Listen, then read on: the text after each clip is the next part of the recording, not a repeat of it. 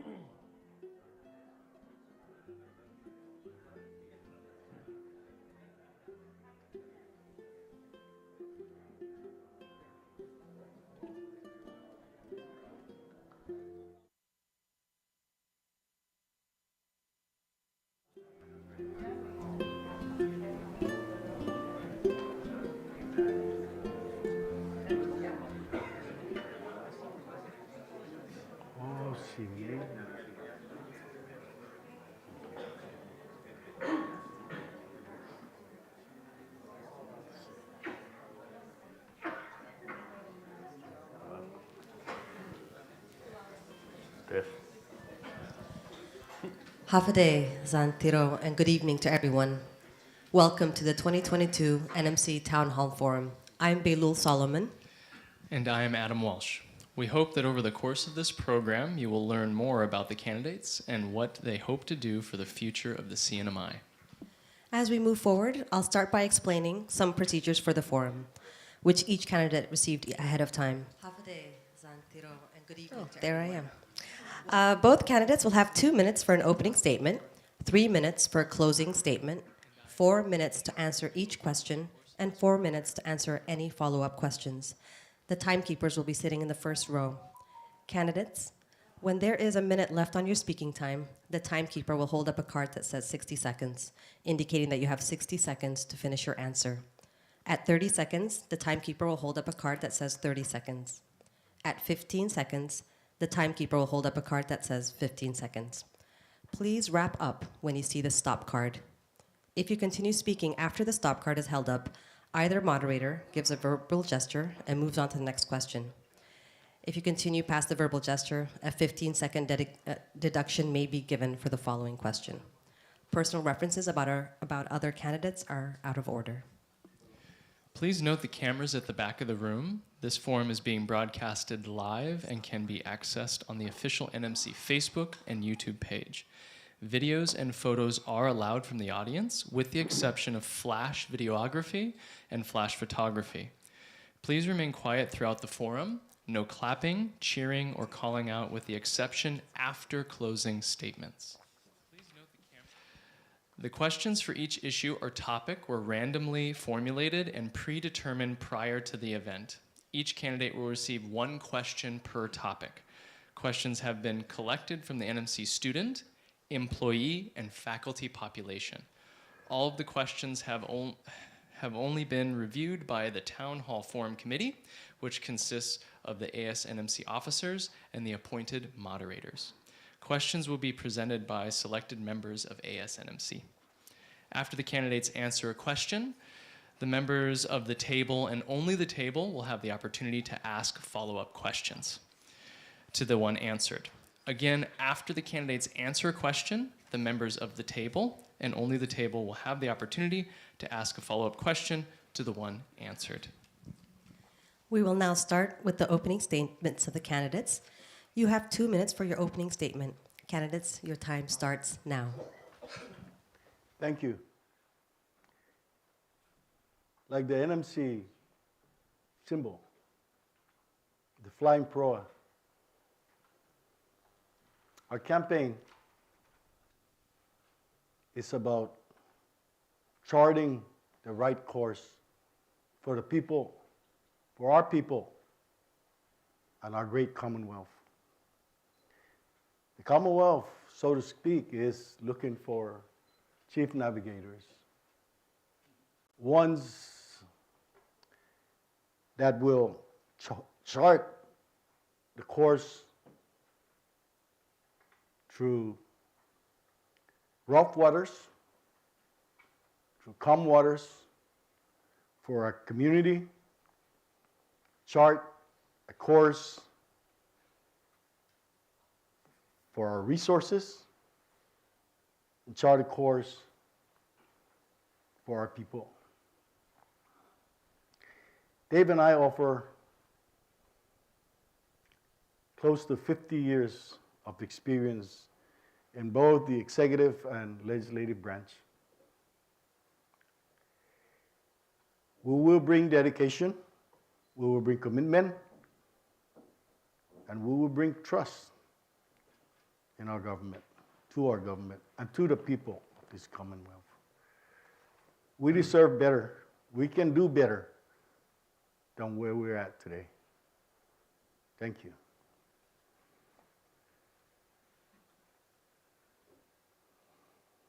Thank you, candidates, for your statements. Now we will move on to the question and answer portion of our forum.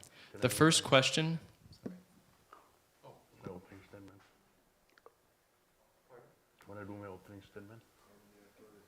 So the total time was 2 minutes for the candidates total, not 2 minutes per candidate. Okay. Very sorry about that. So anytime that we have stated the time is total. So for example, we have this first question that was given ahead of time. When we have 4 minutes, the 4 minutes is for the total. My apologies. Okay. So thank you. Now we'll move on to the question and answer portion of our forum. The first question has been given to the candidates prior to the event. The question is, what are your plans for giving immigrants who don't have U.S. citizenship or a green card the chance to receive financial aid so they can enroll in Northern Marianas College and earn a degree? Your 4 minutes starts now. That is a question I certainly could relate to. When I first went to school and college in Portland, Oregon, I was classified as a foreign student. And so I was paying not out-of-state tuition, but I was paying foreign tuition, foreign student tuition, and it was very, very expensive. And I thought that I was not going to make it through college. But through persistence, I petitioned the Oregon State Board of Higher Education to see whether students like myself from Saipan and the CNMI could avail to in-state tuition and what it is that we need to do. And fast forward, we were able to get that done. And I believe that most students going to the same universities now are able to get in-state tuition. But the question of what will we do?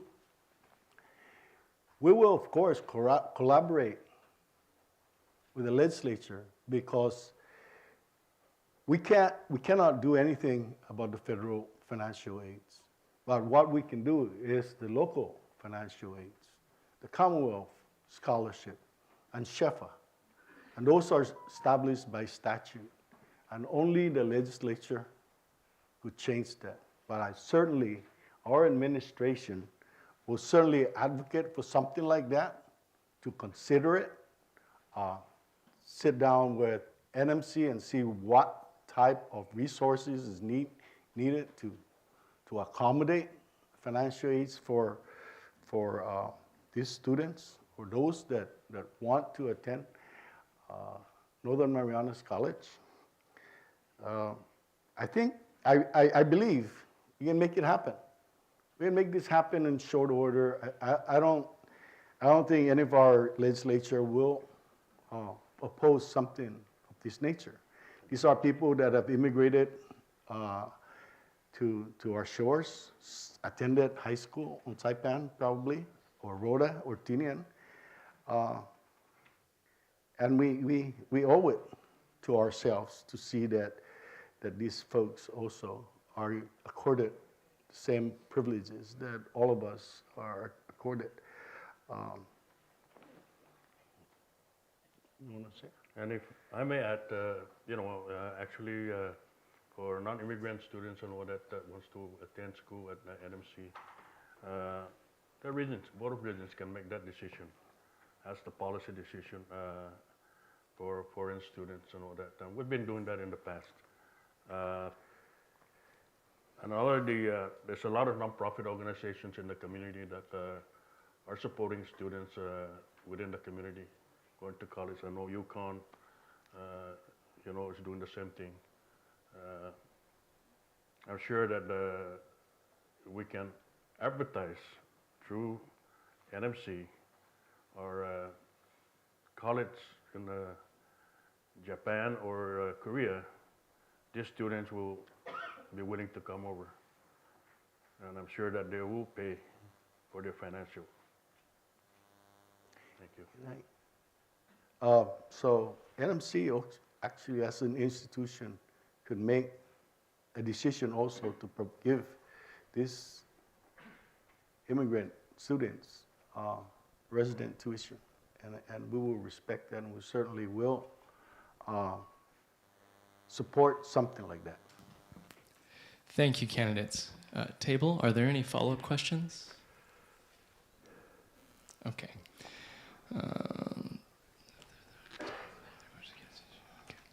Thank you. We will now move on to the next question pertaining to the topic of education.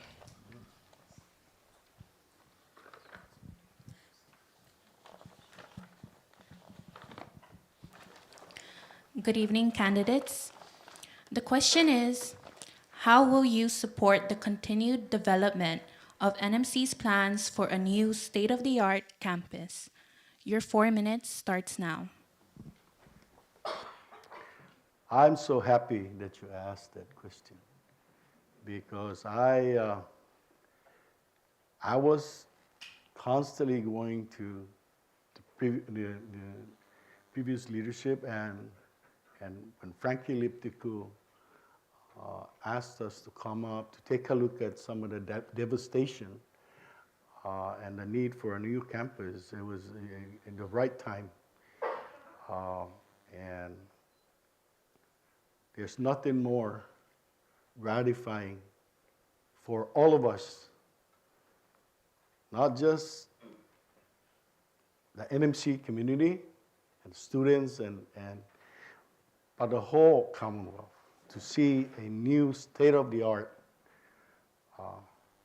Northern Marianas college that we can all be proud of, and that students from the regions in Asia are proud to come and attend. Dave and I will fully support that. And I'm just wondering right today when we're going to break ground. And I hope that Galvin, Dr. G, and Board of Regents invite me and Dave to the groundbreaking. Thank you. And we will be ready to support the Northern Marianas College in our administration, 100%. Education is very important for us,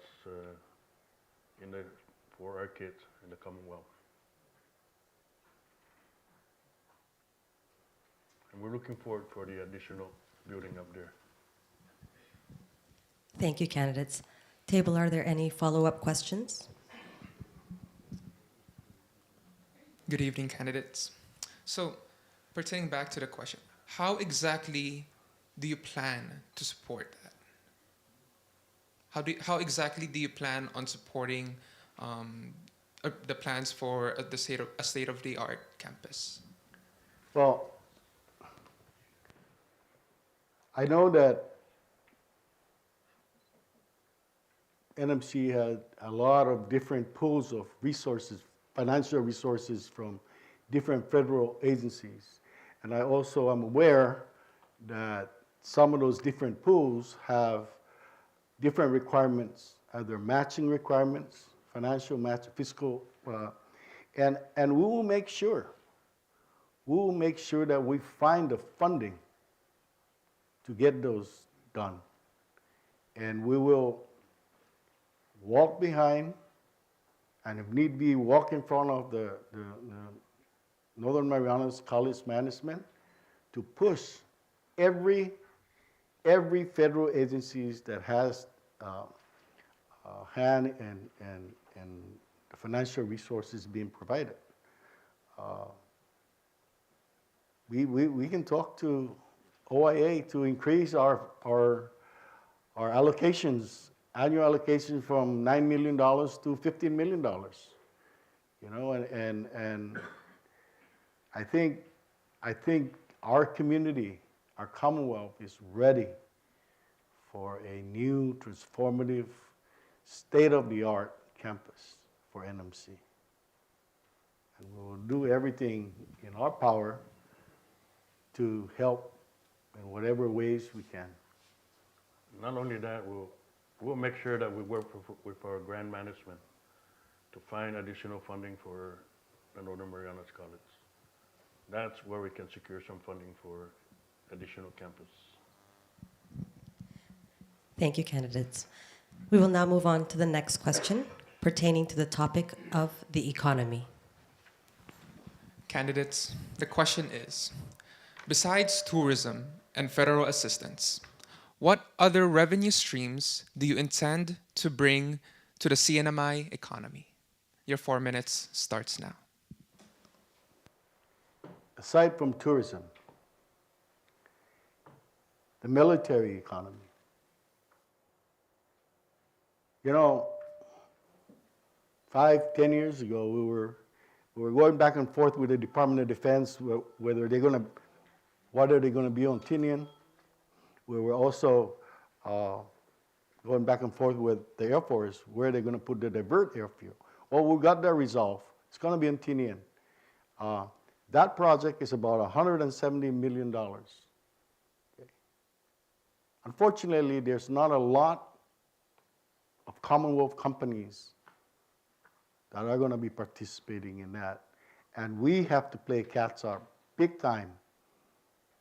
We have to put back and reestablish the procurement technical advisory council, PTAC, and establish the citizen military advisory council too, for the people of Tinian, so that they can fully participate in this economy. It's just not that divert.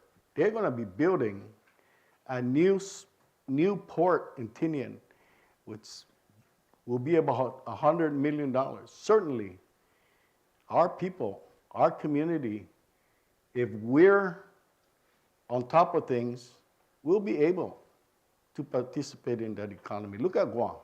Look at Hawaii. These are three-legged stools.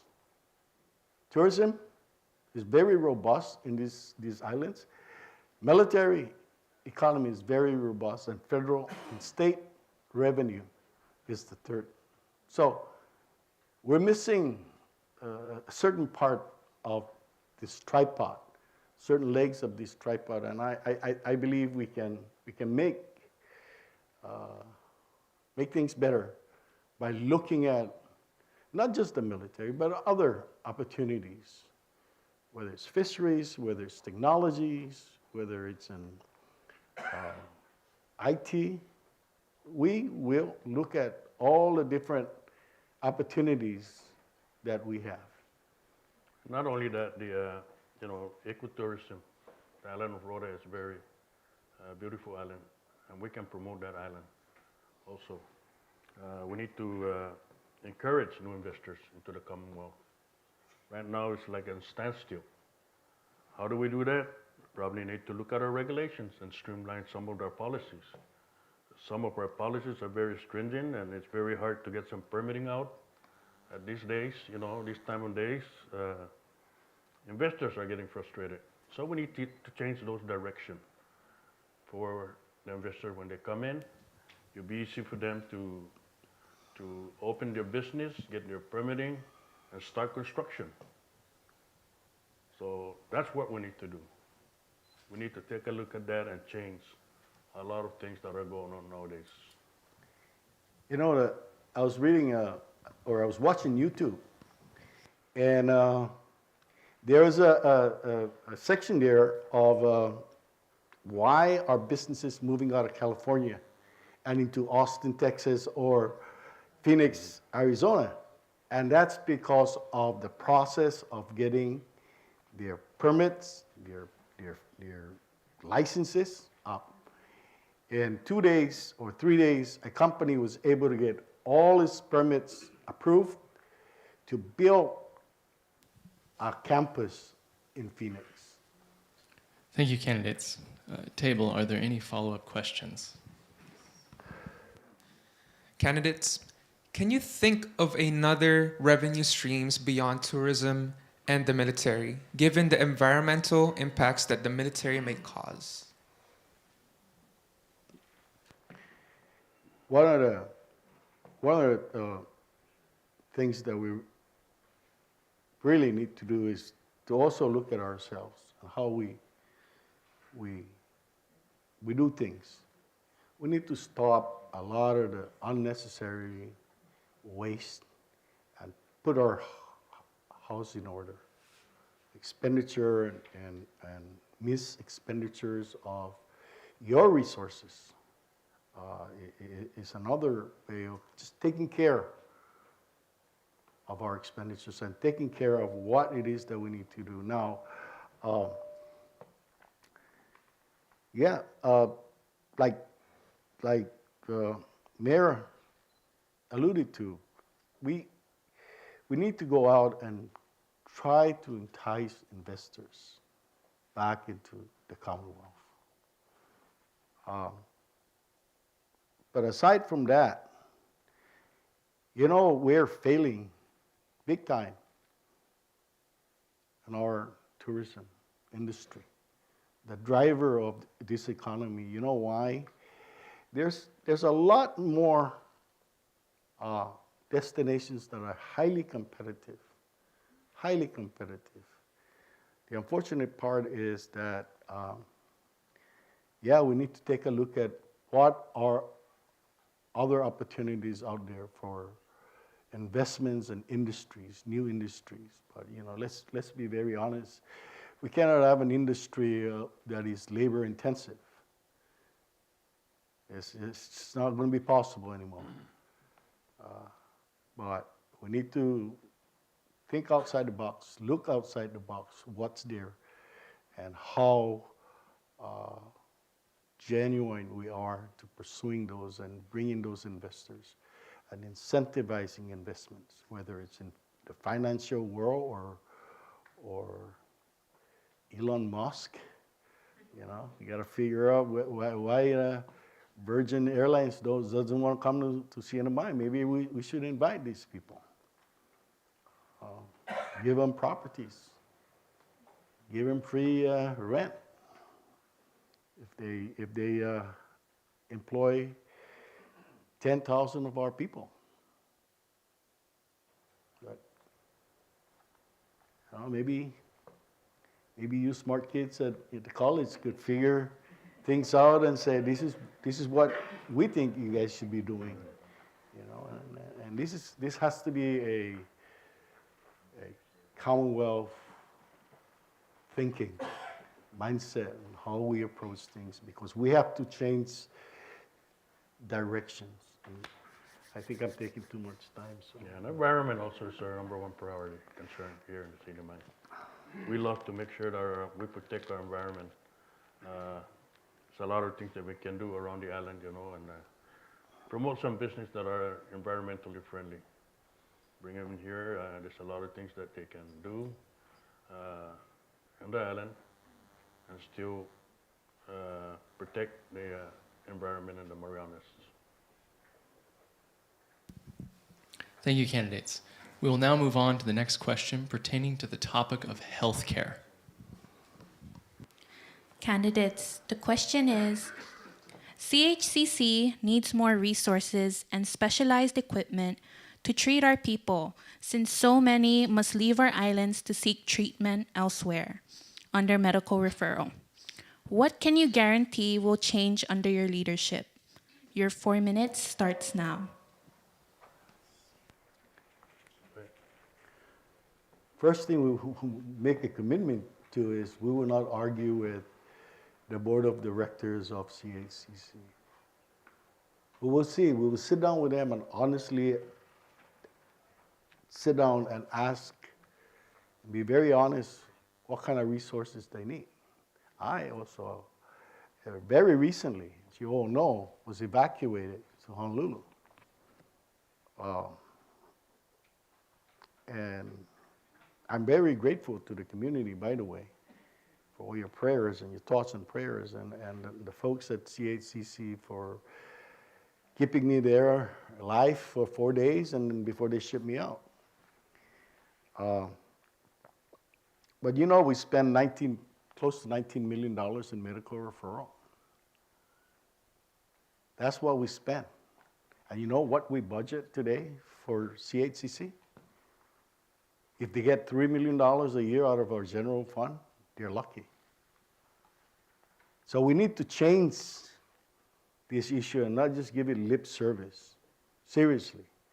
You know why medical referral is very, very expensive, or has been very expensive, is because it's almost political for the past 10 years. That's the unfortunate part. I'm glad that Esther Muña and CHCC have taken on that additional task. But yeah, we need to divert those $19 million to CHCC. And if every opportunity, and I'm not going to point fingers, but that MRI machine is worth the investment that we're going to make. And it's worth the investment for bringing in the MRI specialists and keeping them there at the hospital and building, modernizing our hospital. You know, it's not really difficult. We just got to change our mindset, and I'm not going to get into an argument with them. They know health care. I don't. And I'm not going to pretend I do. And, you know, we will work with the legislatures to make them understand that, you know, the money that we invest, the resources that we invest in our hospital, it's not for the board of CHCC, it's for our people. And you're absolutely right. That question is very, very provoking. Why haven't we invested? I mean, it shouldn't be hard.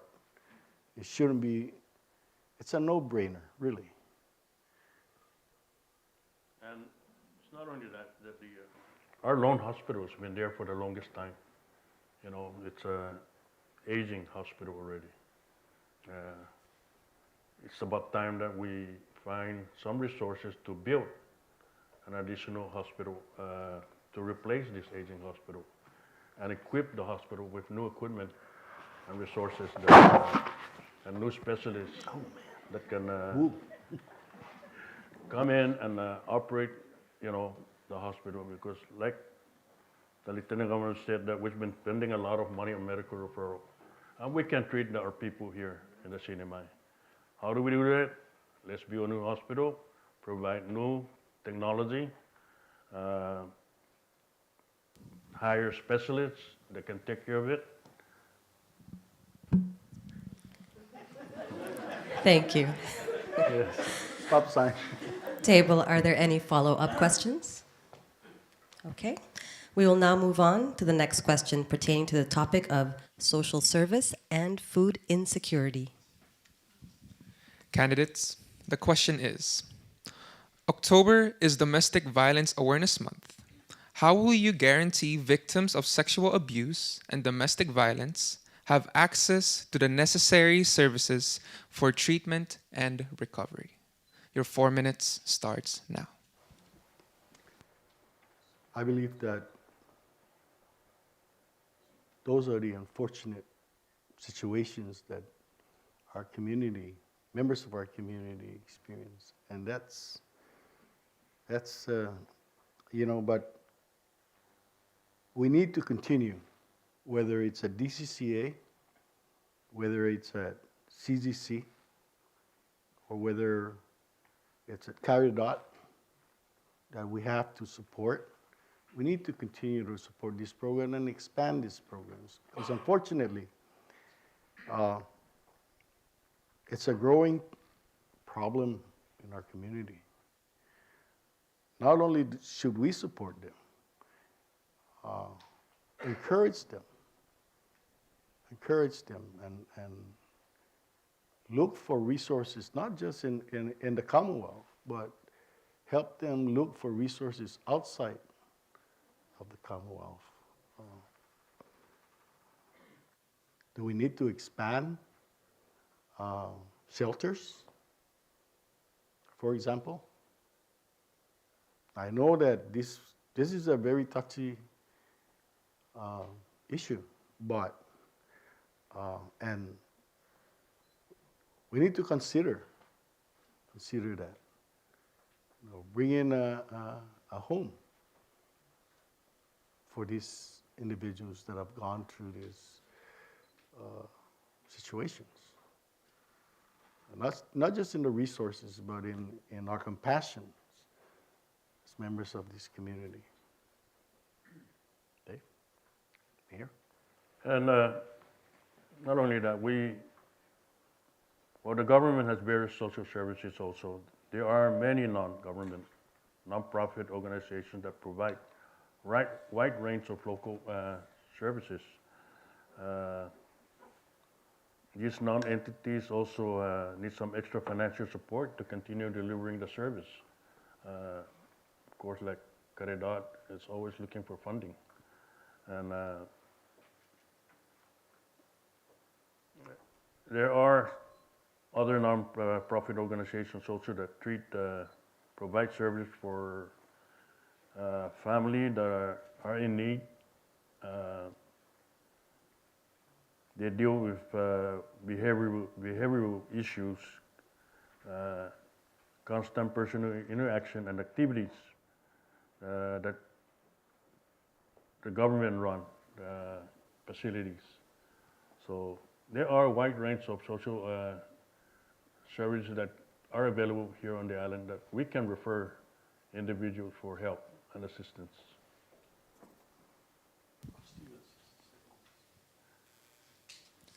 Thank you, candidates.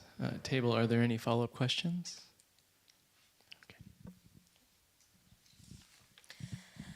Thank you, candidates. We will now proceed with our 15-minute intermission. Everyone is now allowed to stretch their legs, use the restroom, and we'll start the second part of our town hall after this short break. Thank you.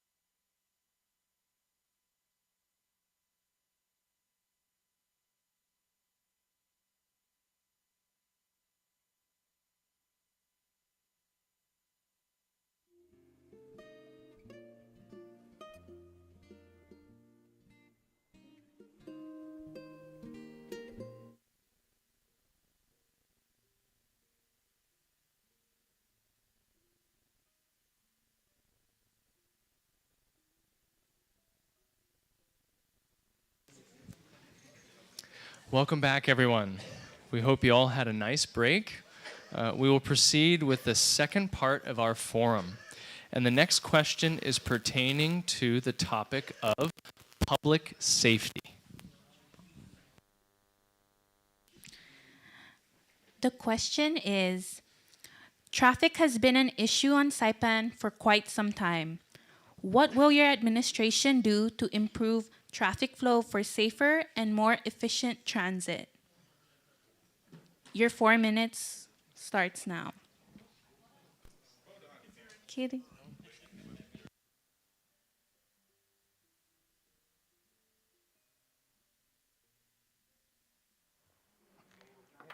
This. This.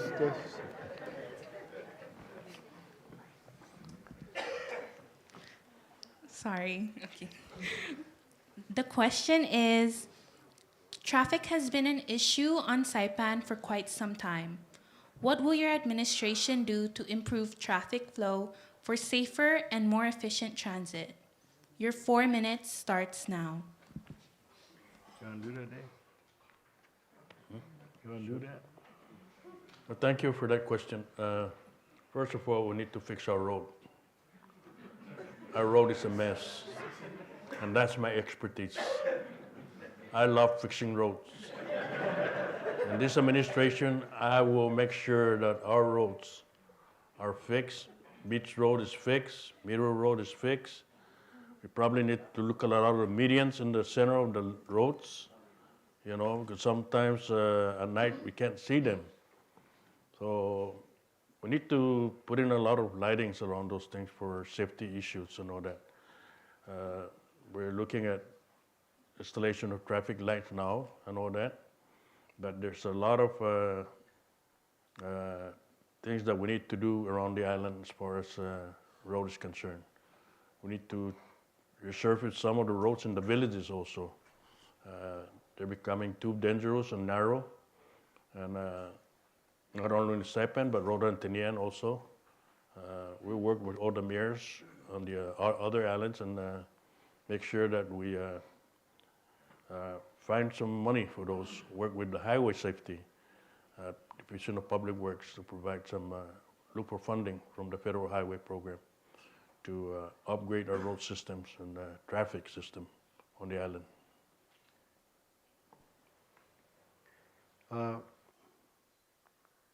You know, Beach Road has not been repaved for 30 years, maybe more. I remember watching these guys doing this Beach Road, and we have an opportunity today with Public Works, despite the really limited federal highway funding that we have. I know that Technical Service Division of Public Works are working hard. Again, we need to find them the resources, outside resources of the federal highway. I'm aware that we have an opportunity now because our Congressman Sablan Kilili had insisted, and we got a substantial amount of funding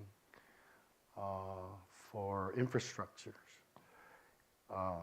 And one of those fundings, the projects are for roads.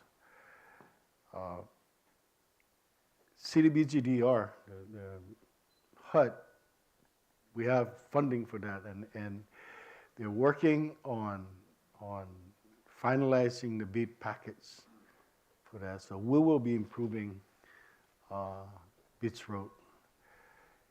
Traffic flow has to be, unfortunately, we're doing Beach Road right now, and a lot of people avoid Beach Road because of the traffic light that's being put up in Chalanlaulau. So everybody's going up to W2 Highway, and but I think once that is done, I think you see a lot better flow. But the mayor's right, and he's right that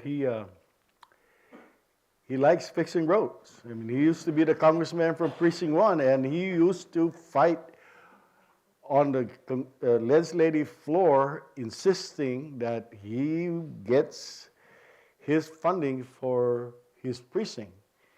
And you know, if you're not on top of your game, he will walk away with the lion's share of the funding for highways. So, Thank you, candidates. Table, are there any follow-up questions? Candidates, what do you think about having roundabouts to improve traffic flow here in the CNMI? You know, roundabout is a good idea. I know one time Governor Ferlan Tenorio actually almost succeeded in doing the roundabout around in San Vicente by going to the airport area. But I'm not sure what happened then, but you know, the plan was to do a roundabout there by right across the Glacier Crystal Church. I've seen a lot of those roundabout roads in the States and even in Guam, and it works pretty good. You don't need traffic light. We just need people to obey the four-way stop sign or the U sign, you know, going around, be courteous. It saves us a lot of money. Instead of installing traffic lights and all that, it would save a lot of money for us. Maybe we can divert those funding to NMC, right? Well, I think one of the projects, which is down here at Memorial Park, right here, all the way down to, I believe, Micro. Yes, it's going to be the next NMHC project using CDBG. This project is going to have a roundabout, like I believe, right here at the entrance of American Memorial Park, where the sign is.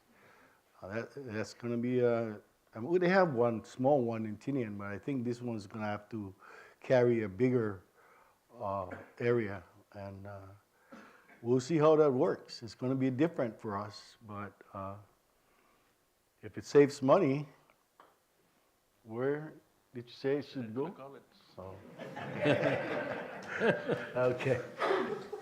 But I hope joking aside, I hope we answered that question. Thank you, candidates. We will now move on to the next question pertaining to the topic of drugs in the CNMI. Candidates, the question is, according to the Guam Daily Post in March 2022, Saipan experienced the largest drug haul in 5 years, with the CNMI Division of Customs and Biosecurity seizing 4.9 pounds of crystal meth. Even with multiple regulations implemented in the CNMI laws that try to infiltrate and seize illegal drugs, it still manages to enter the island and be easily accessible to consumers, including school children. What strategies will you implement to eliminate drug trafficking in the CNMI? Candidates, your 4 minutes starts now. Thank you. Joking aside, I will make sure that Mr. Muffness, the director of customs right now, is not transferred out of customs, and he stays in customs, because they have put together a program of interdiction that is fairly effective, despite the fact that their resources they're underfunded, their resources are not there. You know, one of the biggest issues, and I was surprised to find out that the Commonwealth Enforcement, DPS, for example, and Homeland, we don't have this memorandum of understanding, memorandum of agreement that we used to have with DEA and the FBI. That is a travesty, because these folks have the resources, not just the intelligence, but they also have experience, and they can give us additional resources and let us know what it is that best practice for interdiction.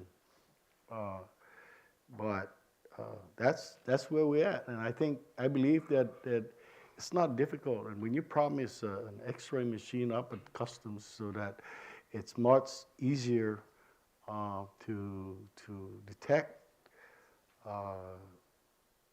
suspected packages, then we need to get it done. And it could have been done. That probably could have been done with a robust relationship with federal DEA. And we got to remember, this is not just a CNMI unique problem. It's a regional problem.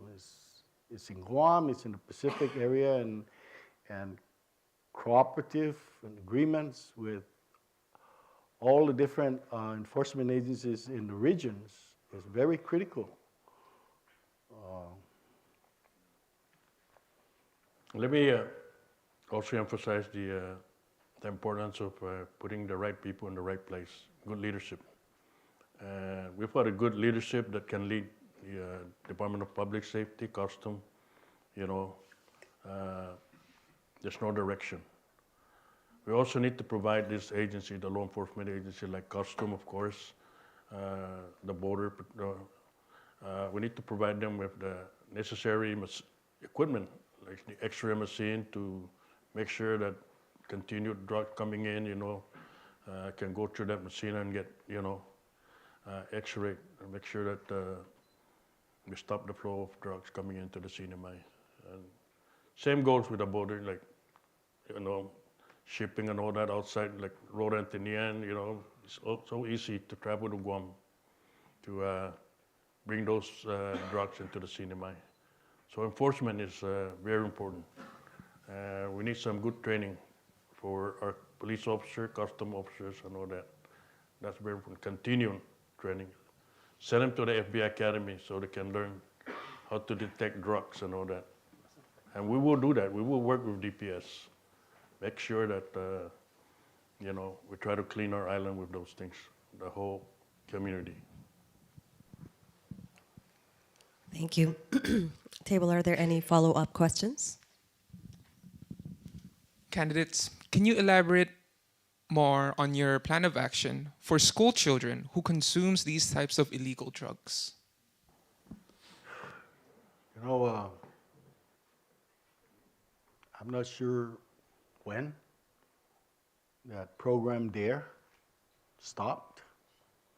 But we used to have that program, a very robust DARE program, which deals with drugs awareness at elementary and at middle, junior high schools. That was one that's one program we ceased. We will bring that program back. We'll do everything we can, sit down with PSS and ask them what is it that we need to do to protect our children. Not just at interdiction, at the point of interdiction, but at school, if we can't do that, you know, we might as well close our schools. But we will make a commitment. And like I said, federal agencies have these resources all over. And there are a cadre of police officers that are fully trained in those programs. And that's all they do is be part of the school system, almost. Doing outreach, having programs, outdoor programs with the kids at that level. It's all kinds of stuff that program had. And for some reason, we stopped it. I don't know why. That's under DPS. And that's something that will be restarted. It's not going to be a question of if, it's going to be restarted. And it's important in the education in school. You know, like the DARE program that usually come around with a bag full of equipment like samples and all that. So if you're talking to a student and you take out a joint, you know, you say, hey, my dad have some joints there behind the house like that. So, you know, Just like the pipe. You take out a pipe, oh, my mom have the pipe in the purse. You know, those are the things, the education, when you educate the students about those things, you know, they know that it's not good. So it's very important to get DPS out there, you know, that's their job, their program, to every student, like start from Head Start, kindergarten, and all that. That's prevention, it's number one, you know, in all our islands and all that. That's one of the things that we need to stop the drugs from coming in also. Look at the States, we're having a lot of problems in the States. Young kids are dying from illegal drugs and all that, you know. We don't need that here. And if I may add, you know, this is a community issue. It's not just enforcement or interdiction issue. It really is a community issue. And, you know, perhaps, and maybe I'm thinking outside the box, but, you know, perhaps the NMC College, our college, can take a look at this issue and see what kind of program that is centric to Northern Marianas College, whether it's a work-study program or outreach program we can do. Because you guys can do this. You have the energy, you know how to network, and I'm pretty sure the younger kids will listen to you more than they would listen to me. So, you know, it's something that we can do. But thank you for the question. Thank you, candidates. We will now move on to the next question pertaining to the topic of the environment. Candidates, the question is, involving plastic waste in the CNMI, what initiatives do you plan to execute in the next 4 years to improve our island's environment? Your 4 minutes starts now. Is that just plastic bags or just plastics in general? Plastics in general. Okay, good. You know, we do have, when you buy a bottle of water or can of soda, you do pay. You know, you pay for that deposit. We need to take a look at that and really put it back to the recycling centers, and giving it back to you. Earlier, I talked about my years in Oregon. I went to school in Portland, Oregon. This was in the 70s. Letting you know how old I am, but this was in the 70s. Oregon then was very progressive in that. You pay 5 cents for every can of beer that you pay an extra 30 cents for a 6-pack. But you know what? I don't throw my cans away. Hey, there's a box of empty cans, and I bring them back to the store and redeem them. I'm buying more beers. But it prevented, you know, and so perhaps that's something that we really need to take a look at and incentivize businesses, the community, even the community, incentivize the government. There are 4,000 employees in the executive branch and across, and even at the college. Have a small bin, recycling bin, plastics, and really support those programs. I know Mina's been trying to get that thing really to, and it's a mindset, I believe, that we need to change, because we can always tax away things, but if we don't change our mindset as a people and as a community, each of us is going to be paying through the nose just to handle plastics. And there are several companies here that do recycling, but at the consumer point, there's no real incentive to minimize and to address that issue. But that's an issue that is dear to me, because one of my first legislation when I was at the legislature, in 13th legislature, was to unfortunately had to do a beautification tax, and it was a tax, and businesses were up in arms. Oh, another tax. Well, we needed that tax to run the landfill. In order to open up the landfill, the federal government, EPA, said, you're going to have to figure out a revenue stream to operate that in a sanitary manner, and that's what we did. But we do need to do a lot more. And again, it's a mindset. You know, like I said, recycling is very important here in the Commonwealth. And we need to continue to promote recycling program. That's my job in the municipality. Actually, I started with the junk cars and all that, removing junk cars in the community. So a lot of us likes to put junk cars as a decoration in front of the house. So I'm making an issue that we remove those to prevent disease from. Thank you. Thank you, candidates. Table, are there any follow-up questions? Candidates, are there additional initiatives besides taxing people? Would you consider bans to tackle this issue? Banning plastic. Yeah, I think we have a law already. Basically, by certain year, plastic bags are going to be banned from the Commonwealth. The question is, really, are we going to have the will to get that done? And who is going to initiate that?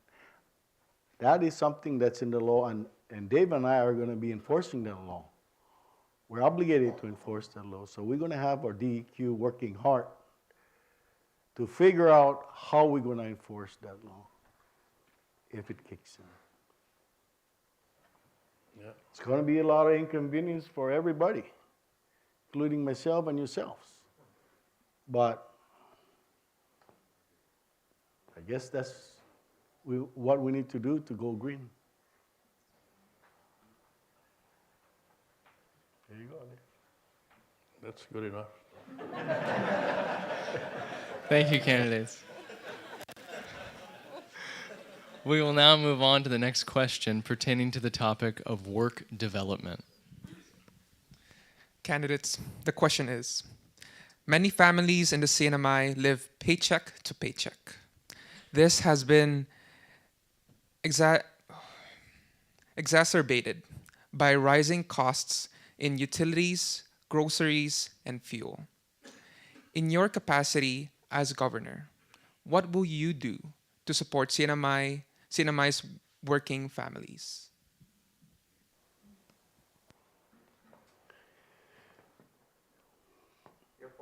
Your 4 minutes starts now. You want to take it on? Well, first, we need to look at our the community, of course. You know, there's a lot of families that are earning low wages and all that. So maybe we need to look at that and help some of the businesses here. Like right now, we have a lot of funding from ARPA. You know, we can give some funding to some of the small businesses so they can help their employees get some of the salary increase, you know, so they can survive and all that. A lot of us here are actually struggling because of the high price of food here in the Commonwealth. And not only us, even in the States and all that. So, you know, the president doesn't want to admit that there's inflation coming. But he said the economy is good. But I don't know, maybe his economy, but not us. So we're going to have to find a way to work for our people. You know, I know a lot of them are getting assistance from food stamp, but some of them are getting Social Security. But there are a lot of them that really need help. But we will continue to see what we can do to assist those families that are in need in our administration. You know, they say that teach the guy how to fish, and he will be able to fish for the rest of his life. And that's what we need to do. This is a work, we need to develop our workforce because yes, people are struggling. And we're not, our wage scale obviously is not catching up to the inflations of goods and services, but I believe that a lot of our folks that have fallen between the cracks is because they don't really have the necessary training and education. Education will elevate. I truly believe that education will elevate the livelihood of individuals, of families, of communities. I truly believe that. And I'm very happy, despite sometimes being uncomfortable, going out into a summit that everybody is invited to, all the political leaders are there, and I said, oh man, what I'm gonna do.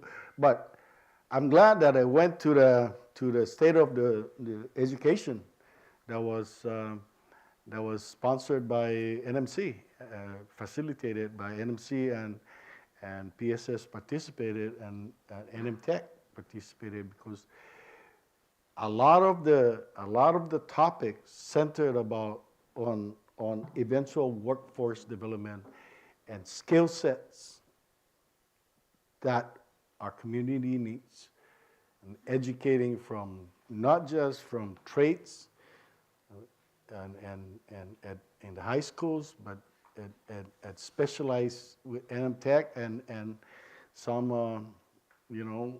high technology stuff that we need to probably bring into the new campus of the college as one of the things. But maybe I'm going around this differently, right? Answering your question differently, but education and develop is part of developing our workforce. It's a strong element to that. Thank you. Table, are there any follow-up questions? Candidates, since every family is different, how can you ensure equity when providing support?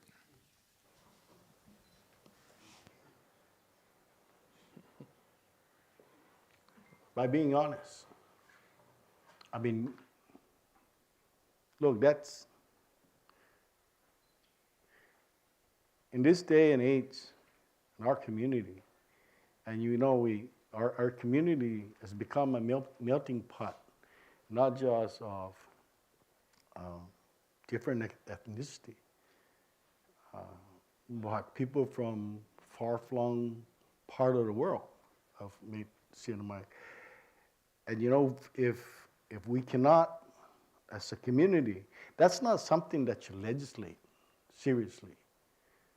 That's something you develop over time, and to make sure that equality exists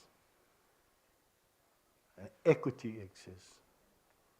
And every child, every man, woman has basically the same equal opportunity, whether it's jobs, whether it's school, education, whether it's an entrepreneurial, and whether you're bidding for the same contract.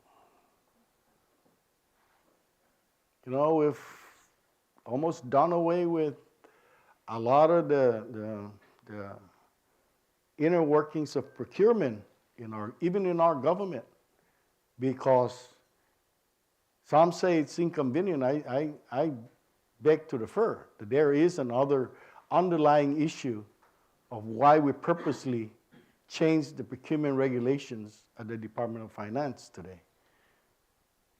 But everything that we do in this Commonwealth, if we're going to build a society that is fair, we have to buy into the basic human quality of equality and equity and equal opportunity for all. And I know you probably learned that. And not only that, it's important that we treat everybody the same, equal in our Commonwealth. Nobody's different. Everybody have the right to quality of life, good quality of life here in the Commonwealth.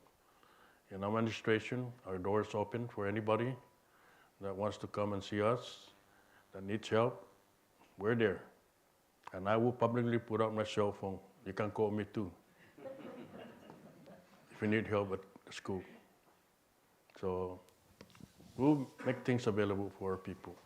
I love working with our people. I've been a mayor for this Commonwealth for almost 8 years. Ready? Oh. So the people is in the heart for our Commonwealth. That's why we're here. We're ready to serve.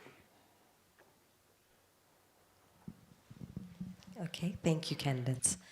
We will now move on to the next question pertaining to the topic of infrastructure. Candidates, the question is, how can you and your administration better act in fixing and maintaining our neglected roads and drainage system? Your 4 minutes starts now. Thank you for that question. Like I said previously, that I am the expert for that. I do that every day, whether it's raining or not, I get called for road repair. So that's one of our priorities. There's a lot of issues in our infrastructure here, whether it's sewer, roads, power. We have a lot of things to do. But I will make sure, as a lieutenant governor, because I'm going to be a working lieutenant governor, I'm not going to make him sleep, that we take care of those issues. We have to prioritize. I know it costs a lot of money to fix a secondary road. For base course, a lot of base course, 10 CY, it's about $360. Just imagine. And a lot of these congressmen know that, because I always call them up, I need help. So we are going to do that. We're going to fix all our secondary roads. There's a lot of Montapocho. I know the governor said, I'm going to pave Montapocho. It's still like that. 4 years ago.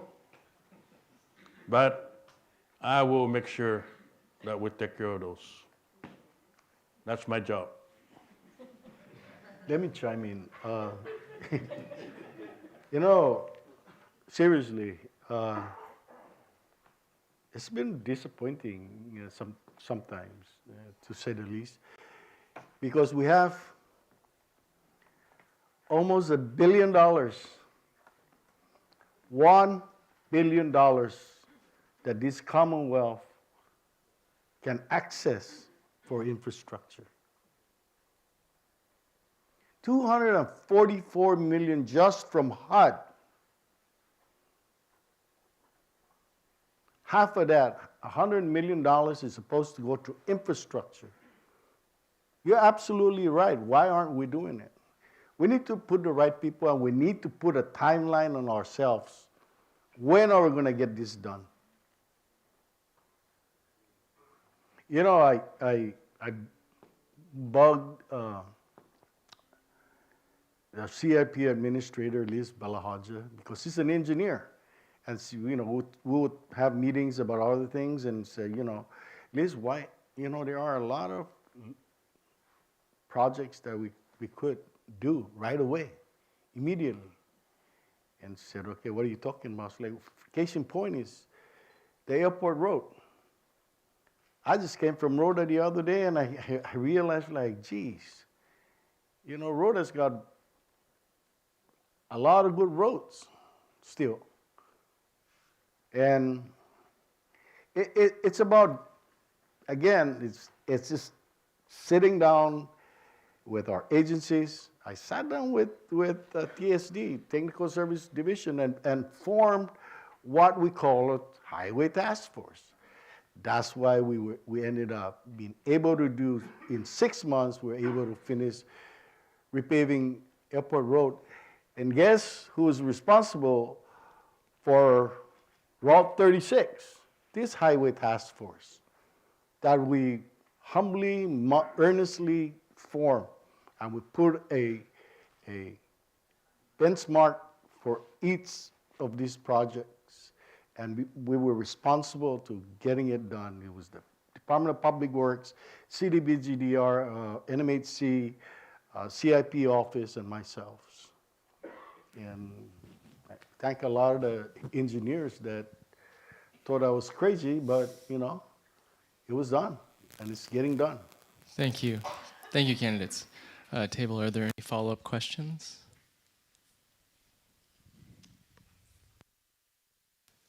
Relating back to roads and drainage system, which area in the CNMI are you planning on prioritizing?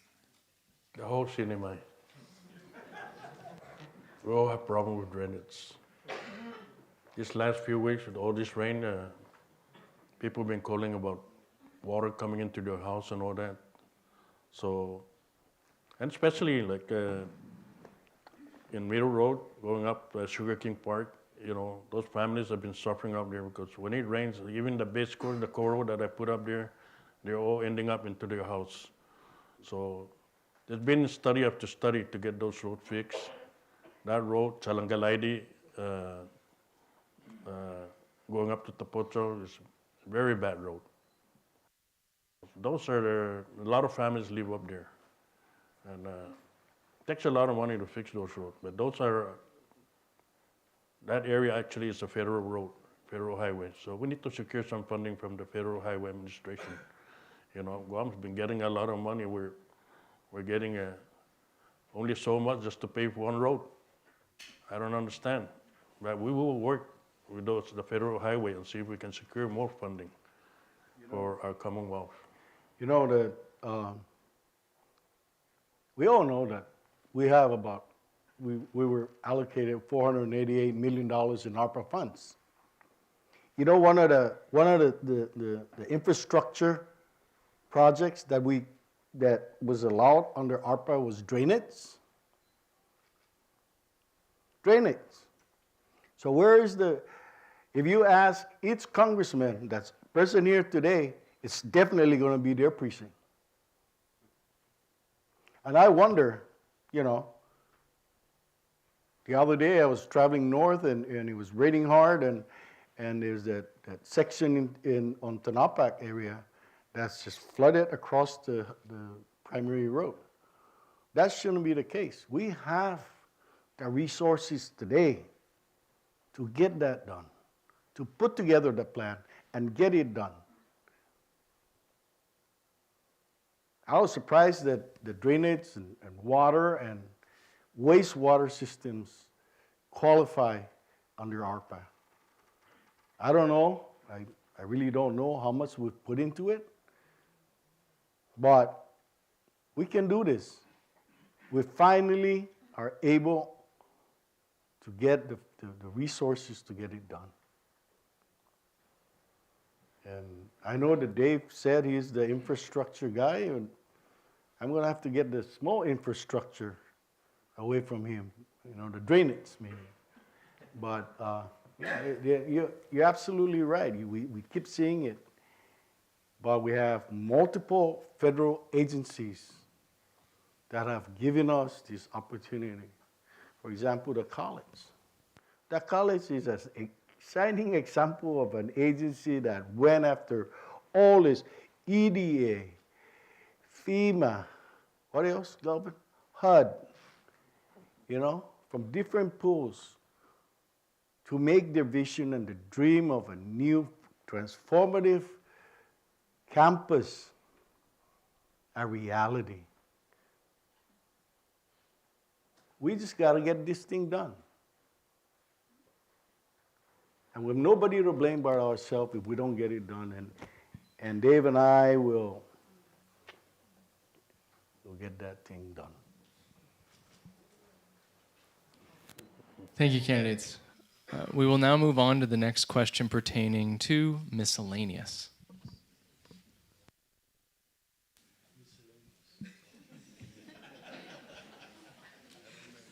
That's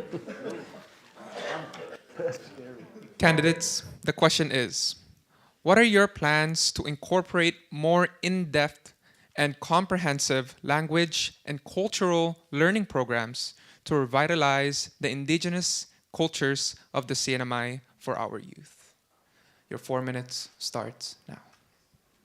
First of all, we need to get our bilingual back to our school. We're supposed to be, we start teaching our kids how to speak our language, whether it's Chamorro, Palacios. I know back then when we were growing up as, during the trust territory era, a lot of us, we don't have the opportunity to speak English at the house because our parents, actually are speaking in our language. So sometimes we have a hard time when we are going up to like high school and all that. So we have to go through the ESL, English as second language, to learn English in the high school. And that's one of the reasons why most of our kids are speaking English right now proficiently, because we want them to grow up, to go to the States and be able to speak English fluently and going to the school. But now we're learning that we need to get them back to start learning our culture. And we're finding out that we need to start again back in our Head Start, elementary, kindergarten and all that. So even my young grandkids, we start teaching them to speak Chamorro.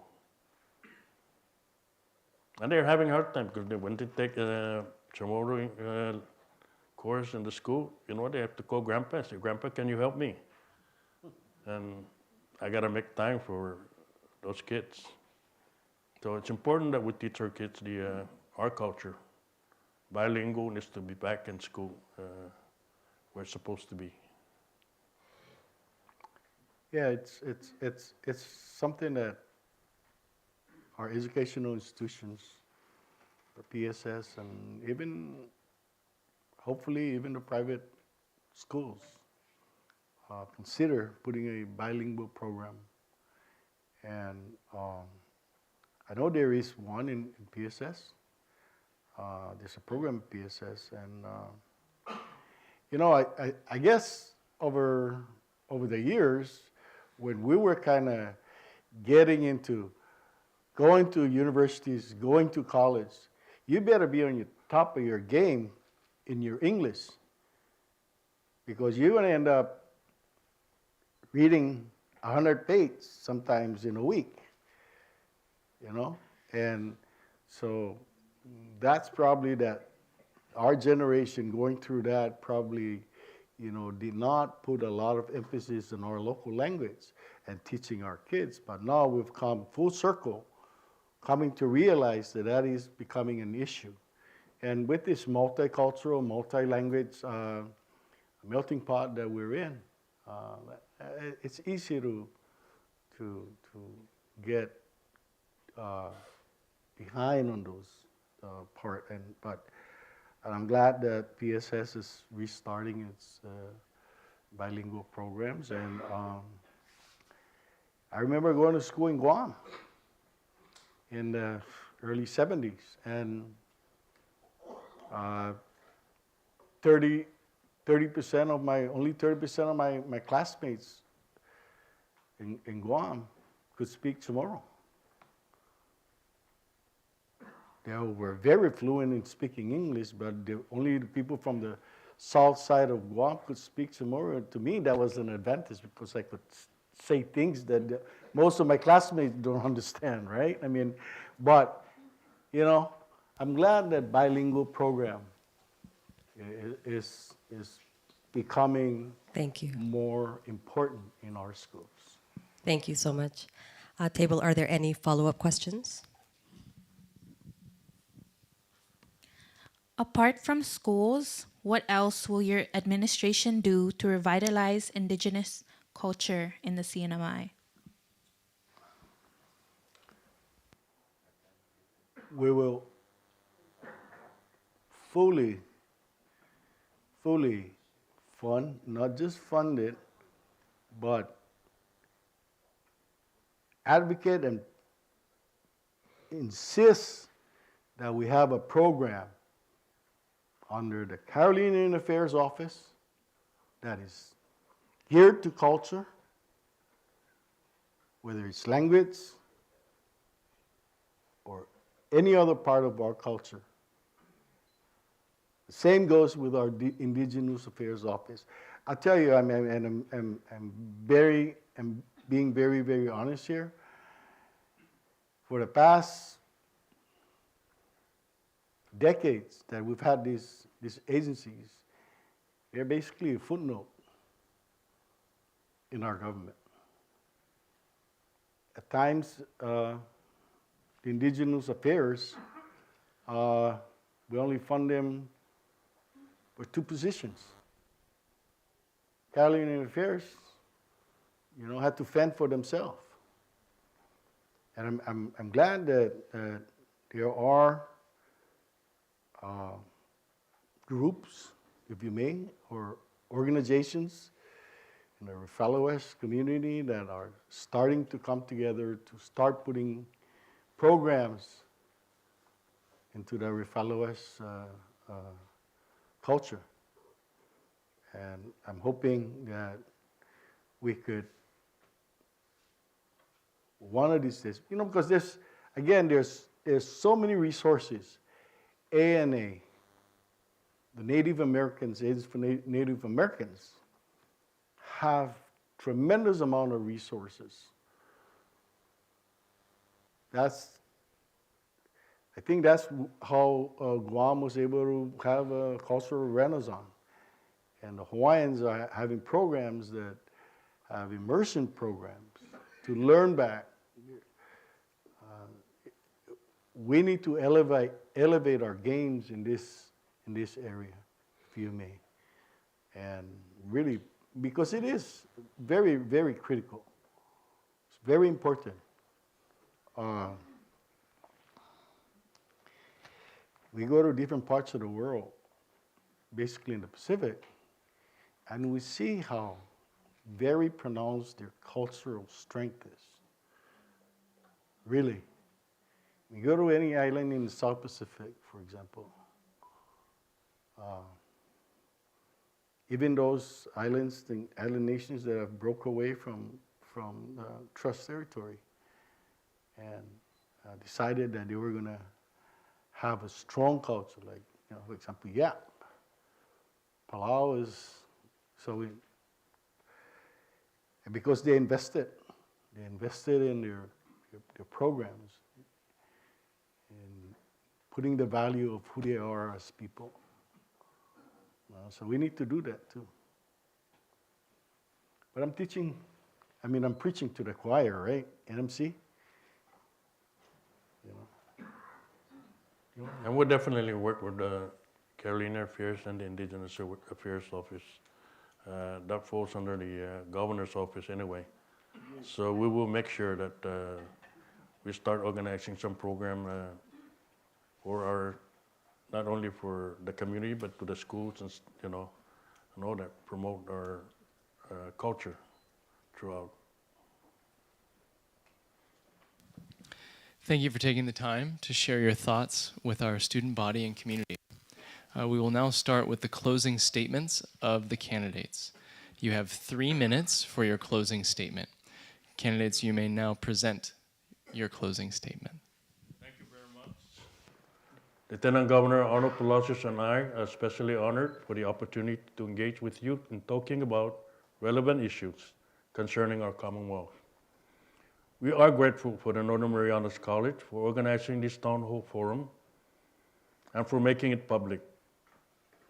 Arnold and I hope that our answers and plans brings better hope for everyone in the Commonwealth. Arnold and I are very impressed by the students involved in this very important engagement. Your involvement shows that you care for our future.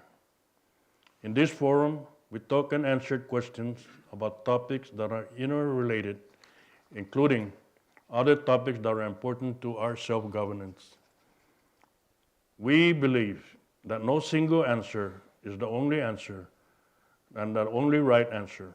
Rather, it will take careful deliberation after weighing all the facts that apply to an issue. This is important because life and economy are not static. We will initiate and implement policies that work and allow us to adapt quickly. We have our beautiful and bountiful islands, and we can and should develop policies and will give everyone an equal chance to progress and prosper. The stakes are enormous to think less.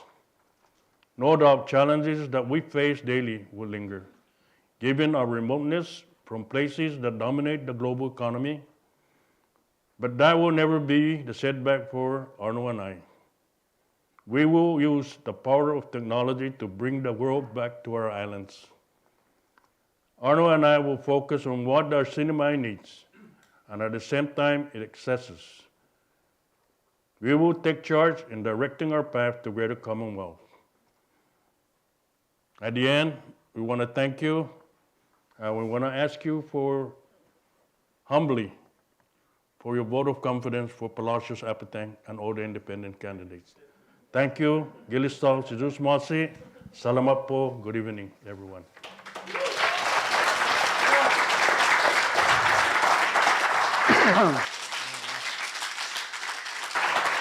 Thank you, candidates. So I'd like to close this forum by thanking all of the candidates and the NMC students for their participation in our town hall forum. I would also like to thank all of our volunteers for serving this event, as well as the NMC IT team for setting up the live stream.